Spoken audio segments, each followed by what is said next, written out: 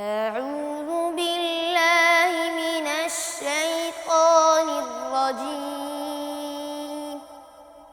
بسم الله الرحمن الرحيم. وجاءوا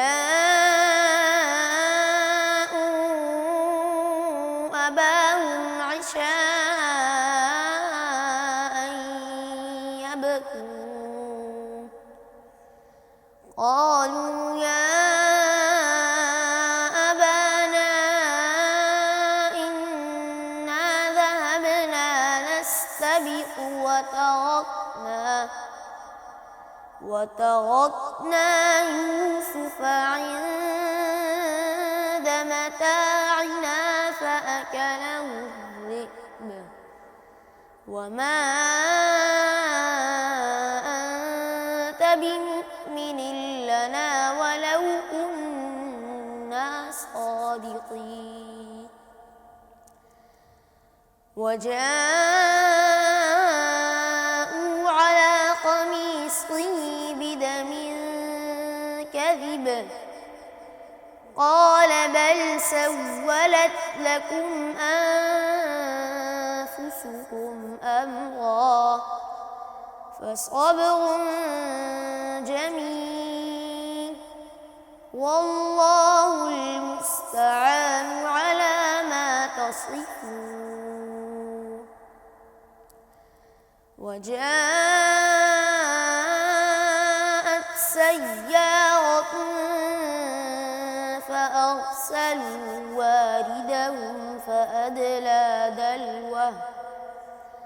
قال يا بشرى هذا غلام وأسروه بضاعة والله عليم بما يعملون.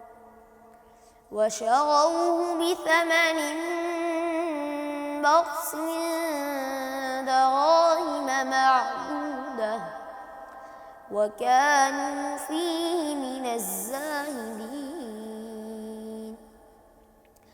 وقال الذي اشتراه من مصر لامرأته أكرمي مثواه عسى أن ينفعنا أو نتخذه ولدا. وكذلك مكنا ليوسف في الأرض ولنعلمه من تأويل الأحاديث والله غالب على أمره ولكن أكثر الناس لا يعلمون. ولما بلغ أشده آتيناه حكما وعلما وكذلك نجزي المحسنين. صدق الله العظيم.